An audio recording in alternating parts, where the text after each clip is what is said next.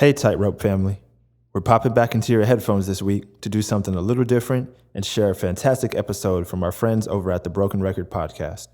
On Broken Record, acclaimed producer Rick Rubin, best-selling author Malcom Gladwell, producer Justin Richmond, and former New York Times editor Bruce Headlam talk with the musicians you love about their lives, inspiration, and craft. So many legendary artists, including Nas, Missy Elliott, Michael Stipe, and Jack White have been featured on Broken Record, and in honor of Black Music Month this June, we're sharing a few Broken Record episodes with you. This week, you'll hear Bruce Headlam's interview with Grammy-award-winning artist and Maroon 5 keyboardist PJ Morton. PJ shares what it was like growing up as a preacher's kid and how it impacted his relationship with gospel music. He talks about the biggest compliment he ever received. It was from Stevie Wonder, when after collaborating on a song together, Stevie told him that he wished he had written the song for himself. Talk about an accomplishment.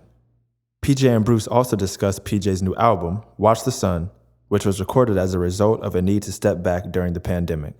It was recorded at a studio built in the 70s in Louisiana, where Stevie Wonder created his album, Journey Through the Secret Life of Plants. Okay, here's the episode. I hope you love Broken Record as much as I do.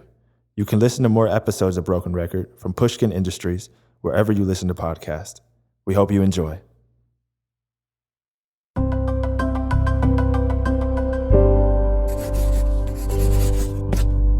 Pushkin. Hey everyone, today we begin our month-long celebration of Black Music Month with PJ Morton, the New Orleans-based singer-songwriter, producer, and keyboardist of Maroon 5. Morton recently earned a Grammy Award for Album of the Year for his contributions to Jon Batiste's We Are. But even though he's been up for multiple Grammys, he almost gave up on the idea of a solo career altogether. But then he moved back home to New Orleans and reconnected with what got him interested in music in the first place. Now, Morton's releasing his 8th studio album, Watch the Sun. The new album is made up of 11 original songs and features collaborations with artists like Stevie Wonder, Nas, Jill Scott, and Wale. On today's episode, PJ Morton talks to Bruce Headlam about what it was like growing up a preacher's son and how his relationship with gospel impacted the way he makes music. He also talks about being a recovering workaholic and his friendship with the great Stevie Wonder. This is Broken Record, liner notes for the digital age. I'm Justin Richmond. Here's Bruce Headlam and PJ Morton. You played organ growing up, right? Oh, yeah. What was the organ in your church? Yeah, like a B3. Oh, it was? Okay. Yeah, it was a B3. My brother-in-law taught me. I learned on the job, basically, and by ear, but he taught me to draw bars and settings, and I kind of just built from there. Yeah, I was amazed to hear that. Well, I heard it on your record. You said it. You don't read music. I don't read music, yeah. So you learned to play in church by ear? By ear, yeah, 100%. Wow. It kind of blows my mind, when I think about the things I can play. I just remember not being able to play, and then I remember being able to play. I don't really remember learning. Like, the only thing I remember, I would just play the same thing over and over, and then I would make a mistake, and my ear would say, oh, that's the chord from that song. Oh, that's how they did that. It literally like one foot in front of the other. Now, your album, New Orleans, begins with a tape of your father, Paul S. Morton. That's right.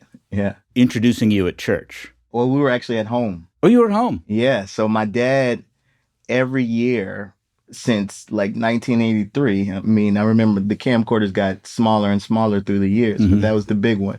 Every year, though, we would have a talent showcase during Christmas. It was me and my sisters. We all had to do something. My sister was a singer. You can see me through the years go from drums to trying to play guitar to finally you see me settle in on piano about 7 years old or 8, Okay. And I think that was 8 or 9. Do you remember what you played? Yeah, I used to think I invented this. It was like, oh no. Da, da, da, da, da. I really thought that I wrote that. I don't know why I thought that. But that was what I played. I remember that clearly.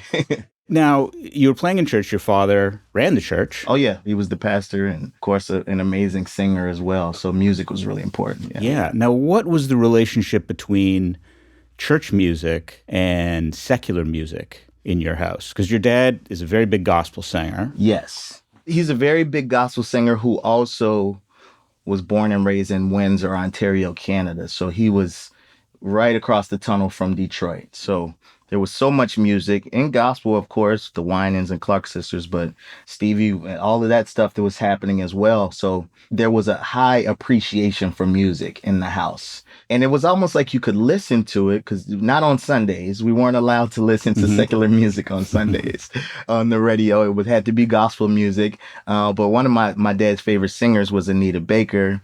I remember Michael Jackson and Prince and Stevie and Whitney Houston. I remember hearing that stuff in the household too, here and there. You know, one of your dad's big hits, Let It Rain. Yes. Which he did after Katrina. He does a little Purple Rain in there. Yes, a little Purple Rain. Yeah, I used to travel with him as he ministered, and did revivals and stuff. We would go full Purple Rain on there. So, is that right? Yeah. So that's what I mean by the influence was always there. My dad is a musician, so as a musician, you can't pick and choose what's good and bad. I think it became more of an issue if you decided to be a recording artist doing that. Once you decided, I'm gonna be a secular artist, that is kind of when you started to get some pushback. Okay. And did you get pushback from him? I did. Yeah. Initially, I got pushback because I was a very young songwriter. So I think for a preacher's kid, it always comes off as rebellion at first. He's just trying to go against what we're doing. You were a PK. I'm a PK. Yeah, I'm a PK. But for me, it was much purer than that. And it was coming from a real place. And I think once they realized it wasn't like a rebellious phase, they became like my number one supporters. It wasn't, this is the family business. Yeah, I felt that pressure initially. It's me and my two sisters. I'm the only boy. I'm his namesake, the J is for junior, So it was almost like that path was written out for me. I mean, it was like, this is yours, But for me, I didn't want that. And my dad never quite put that pressure on me. It was more coming from everybody else, members, or like just in general, because my dad was known outside of just our church. Of course, he traveled all around the world, and I think everybody just assumed that. So I felt the pressure from everywhere. But internally, I think my dad saw something in me and saw that I was going to be different, and he eventually empowered me to do that. He came around. Oh yeah, big time. I don't know the gospel style so well. Is there a lot of Detroit gospel in what your dad did? Oh, yeah. What's Detroit gospel? What's New Orleans gospel? I think New Orleans gospel always felt like New Orleans music in general. It was, I think the blues and the jazz of all of that was all mixed in. Detroit, at that time when I was growing up, was always kind of ahead of the game. I mean, when you talk about the like the Clark sisters, Twinkie, who was the producer and one of the lead singers of the Clark sisters, it sounded like Stevie Wonder. It just had gospel lyrics. So they were pushing that line of it feeling like what current music was doing. She said she got that song from like Master Blaster, but it's saying, you made my day, you made my way. So it was like very modern, Right. for that time. And New Orleans, I think, was still in the...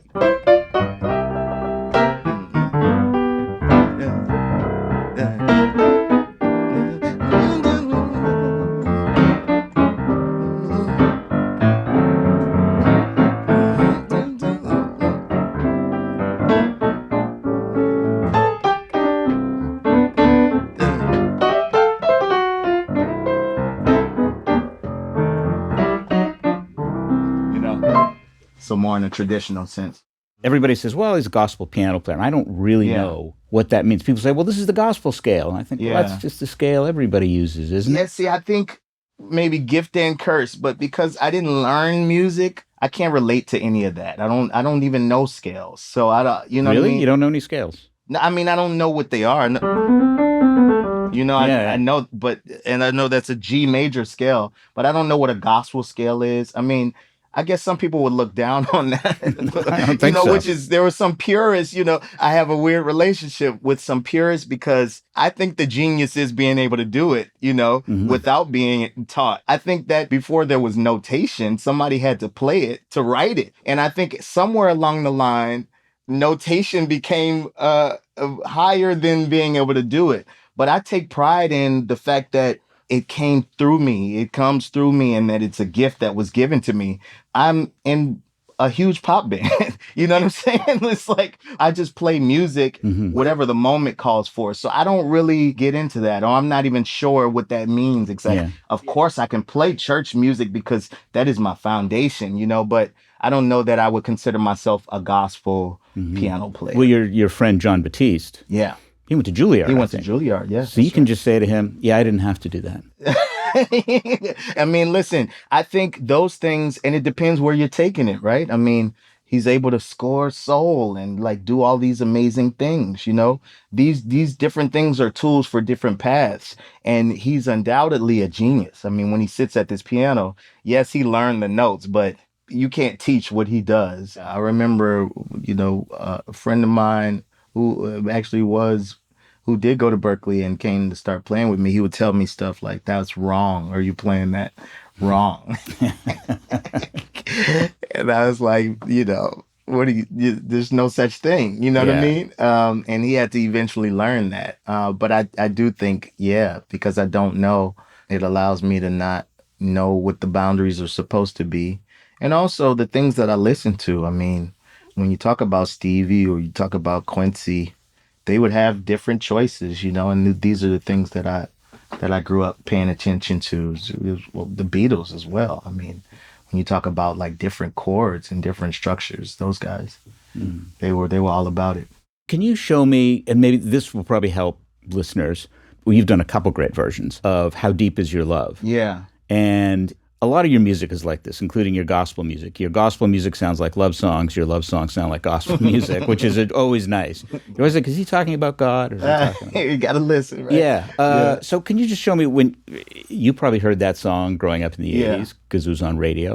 When you sat down to say, okay, I'm going to try and play it, what was that process like? Yeah, what's so crazy is my sister and I used to transform songs from, Annie was our favorite movie growing up. So I would always already hear those songs a certain way. Like, so the Bee Gees are, how deep is your love? How deep is your love? I really mean to learn. Right?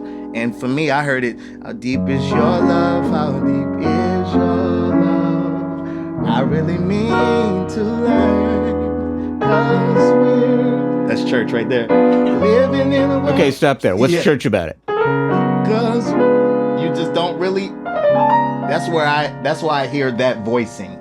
When I say church, I mean the voicing of it. 'Cause I could have easily said, 'cause we're living in a world, right? But I said, 'cause we're living in a world of fun, breaking us down, So it's just some voicings that, some people call it church, some people call it soul. I hear it that way in my head. And they're probably vocal lines originally, right? It's like a choir sound almost. As far as what? What you were just playing. Yeah, that chord right there is like, I think I use that a lot, like a dominant. But I hear those voicings, those harmonies. That's a very gospel thing as well, yeah. Wow. Did you ever hear from Robin Gibb, or I guess Barry Gibb, pardon me. Barry, right? Yeah. I did. Well, I heard from the social media accounts. Oh, okay, yeah. So I talked to somebody, but no, I got word that they loved that version, and I'm honored, man. It was always one of my favorite songs, and it was a last minute decision to record it. It became I have to play that now, you know. You recorded that is that on Gumbo? It's on Gumbo, and then Gumbo Unplugged with Yebba. Yeah. And then I did it on the piano album again with Alex Isley, a totally different broken down piano version. Yeah, which is a great. Your whole piano record is. Oh, thank you, man. Is fabulous. Did you study a lot of the traditional New Orleans players? You remind me of Alan Toussaint, maybe because you're a songwriter. Yes. And you accompany a lot of people. I was a church kid, right? So I missed a lot of that. And because I didn't read, I didn't go through the traditional jazz path in New Orleans. It kind of made me an outcast, actually, growing up there, because I didn't fit into any New Orleans box, really. Alan Toussaint later on in life became a blueprint for me because he represented what I wanted to be, which was New Orleans through and through, but really lend my hand outside of New Orleans as well in a big way. The way he had a studio in New Orleans that was all his own, it was a blueprint for me. And you're right, the way he was a producer for a lot of different artists is how I saw myself. So Alan Toussaint he was the person I looked to say that's what I want to be. But that came later on in life. He was a couple generations ahead of me. But no, I didn't study in that way. I was studying gospel musicians, and then I went to like Chick Corea. And for me though, although I was a musician, I was always drawn to the songs.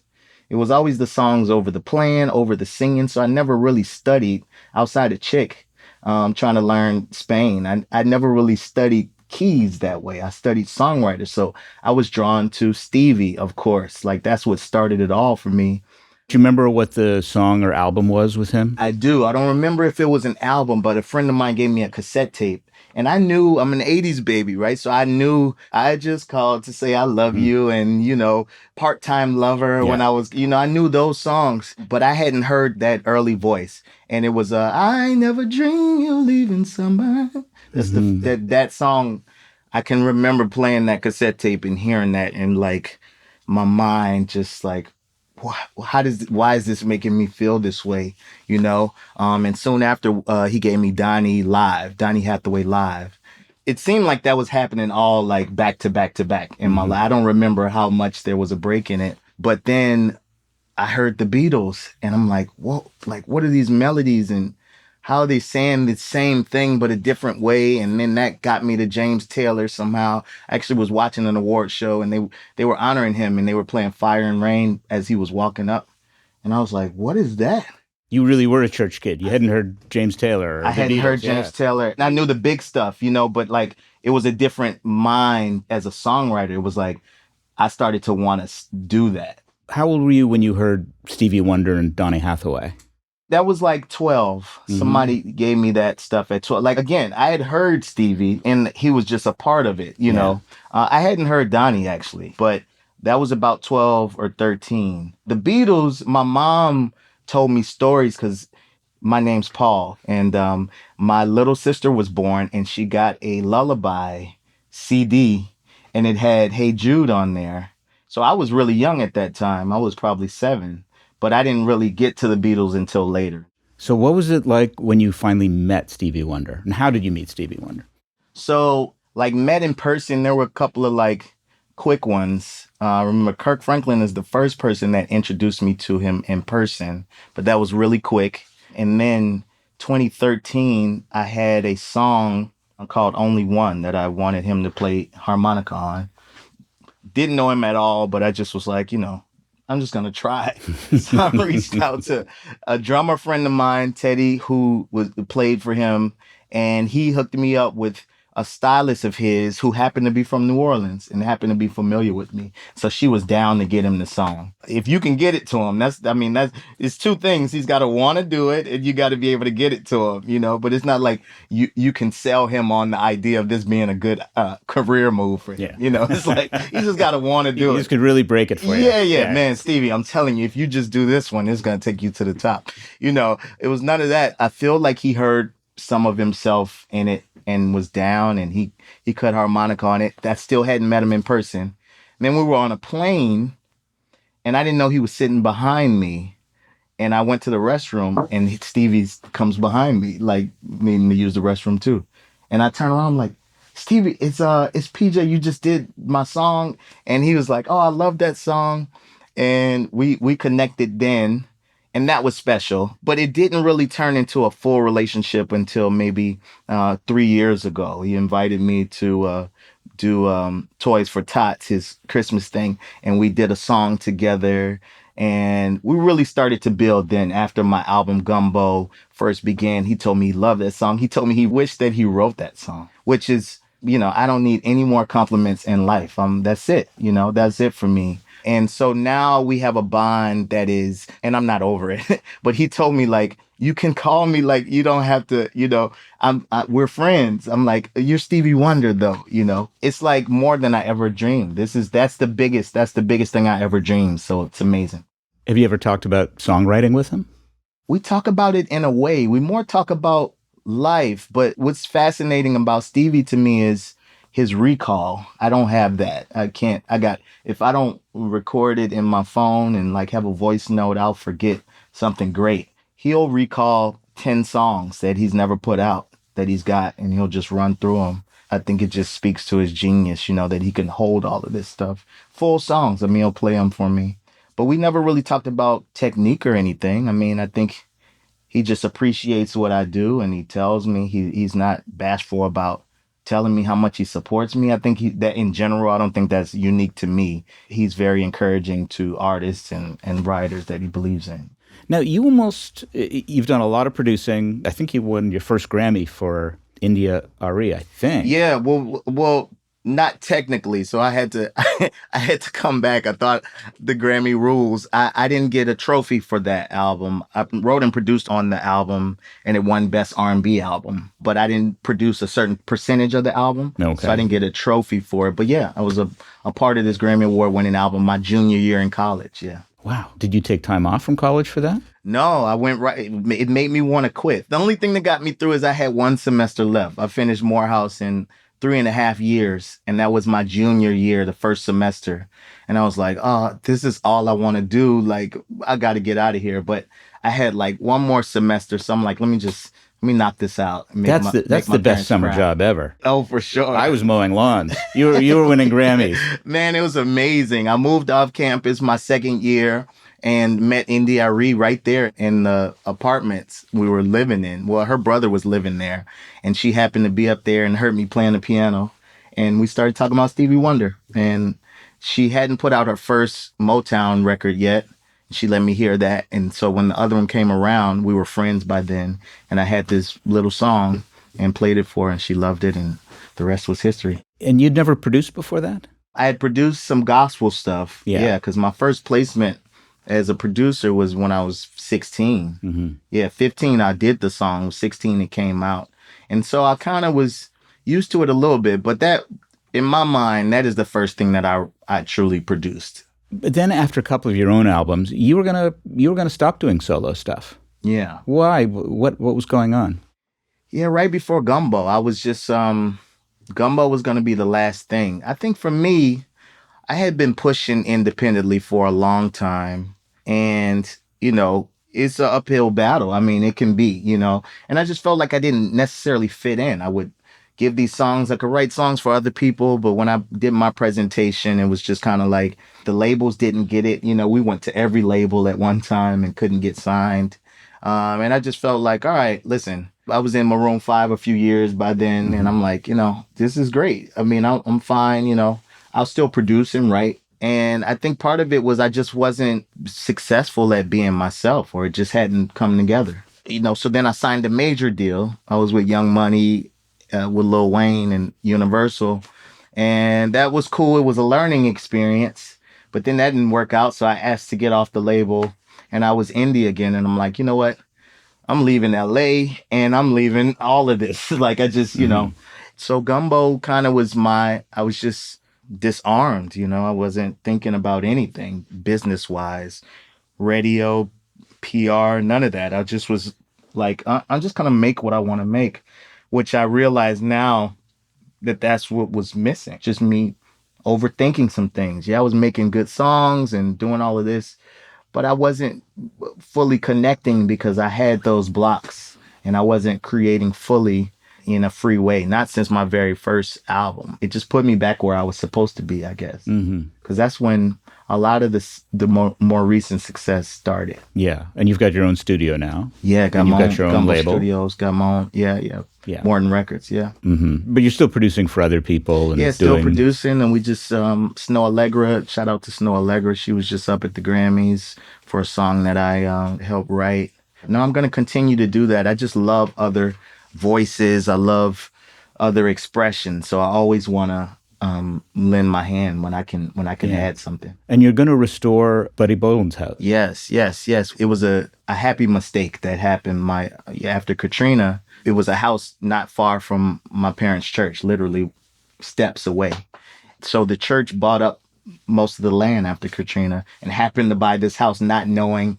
Now we should explain who he is, because Yeah, for sure. Because that's part of where my passion comes from, because I didn't know who he was growing up, unfortunately, and we all should. Buddy Bolden, the legend has it that he is the seed that planted jazz music. The story is that he was playing his horn too loud in the house.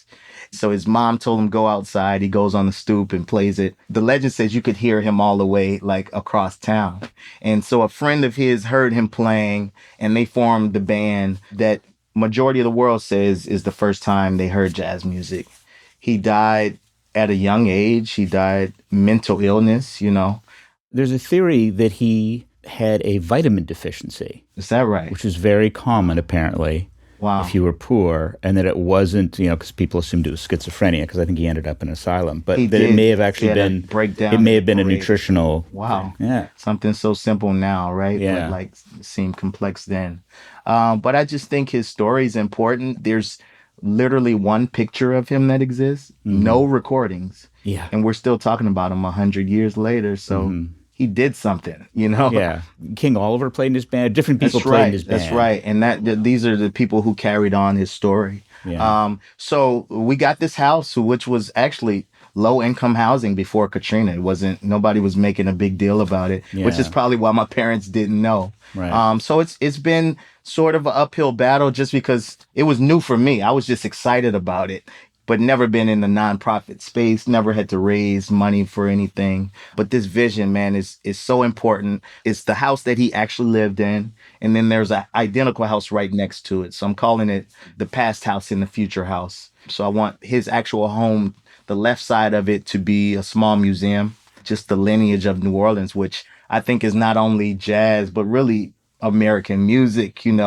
Our jazz didn't really turn into contemporary jazz. It turned into R&B with Fats and those guys. And I feel like Elvis was chasing Fats, and became rock and roll, So I just think that it's an important story to tell. So we want to do the museum, and then the right side where he actually lived will be his house as it was lived in. And then the right house, I want to make like an event center to continue that innovation. I want to teach everything from except performance, really, because I think New Orleans has that covered. But I want to teach the things that maybe left him to die broke, teach publishing and teach songwriting and teach engineering and law. So I'm really excited about it. It has taken much longer than I wanted it to, but I'm still inspired and still passionate about the project.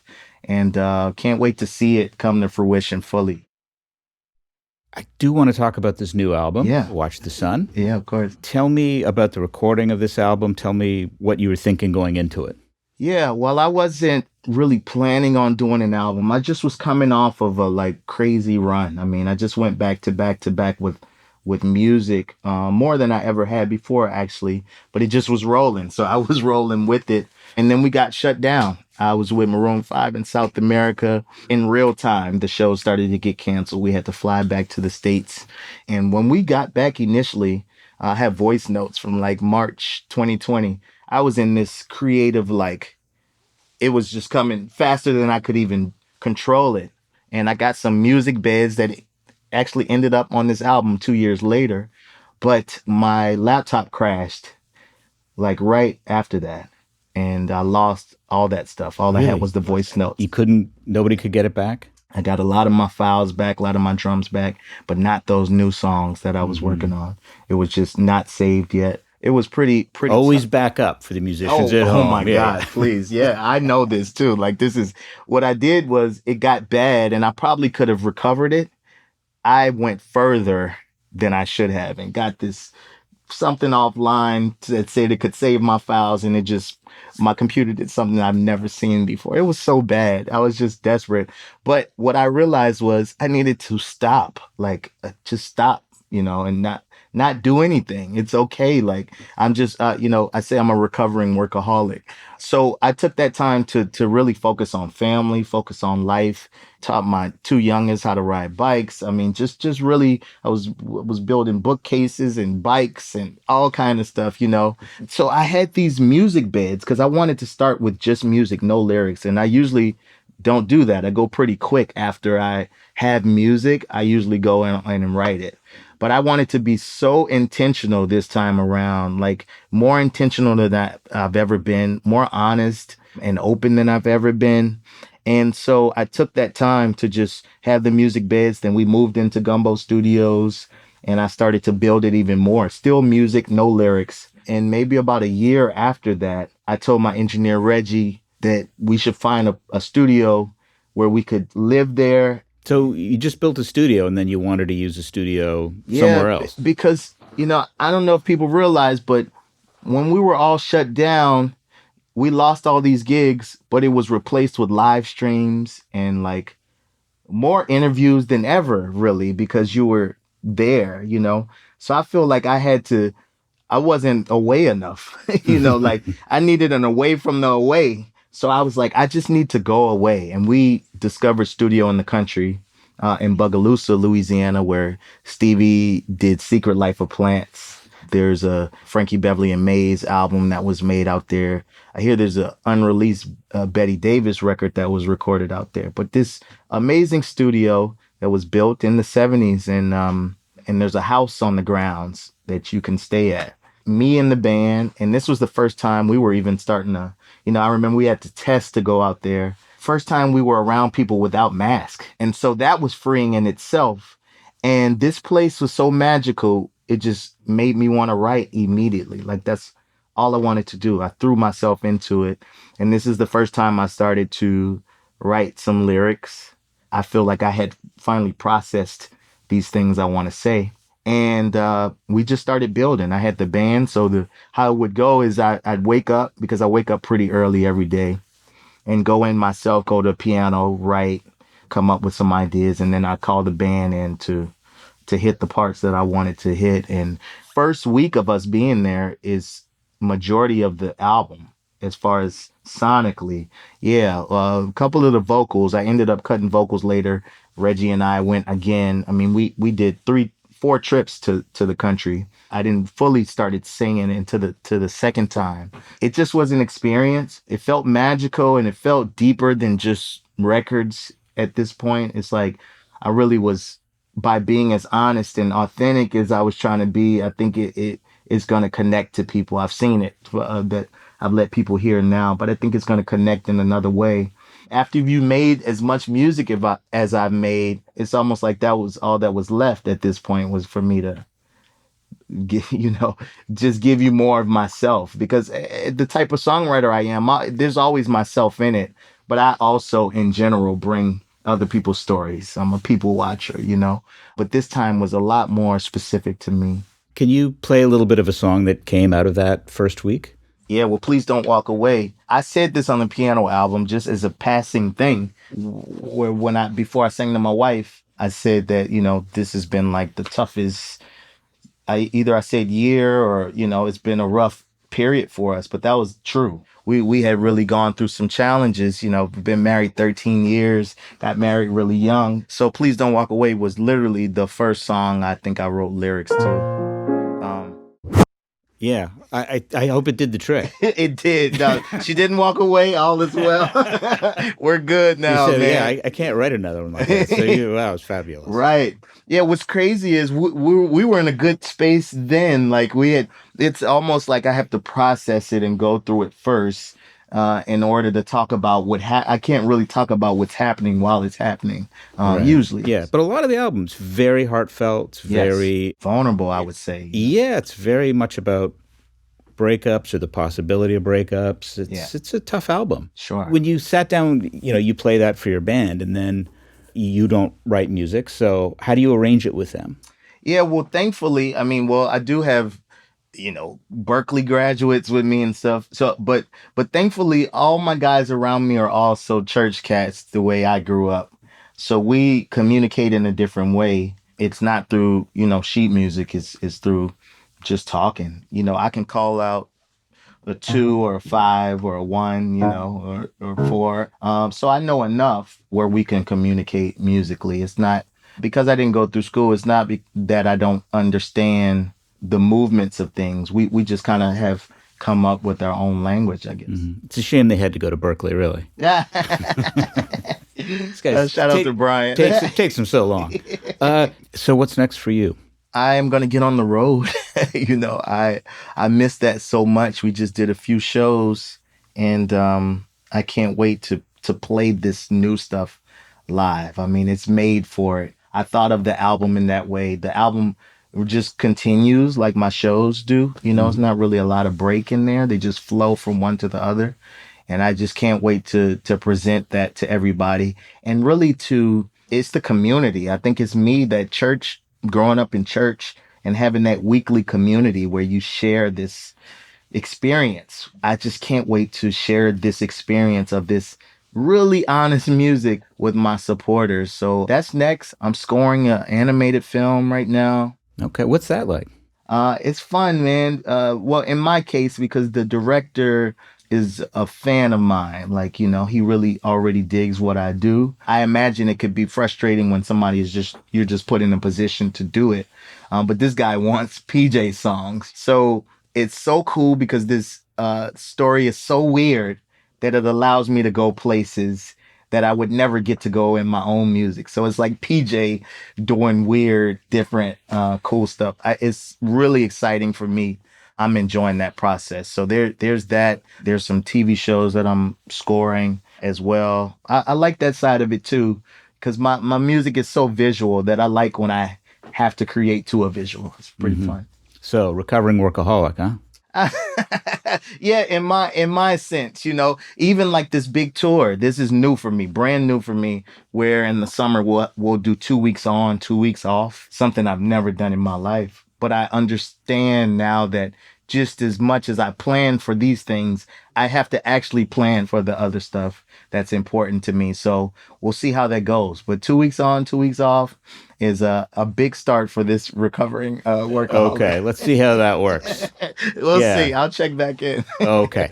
It's been fabulous. And the album is fabulous. Thank you so much for coming in. Thank you for having playing me, man. just so beautifully. It's been a pleasure. It's a great album. Thank All you, right, sir. it's a real treat. All right.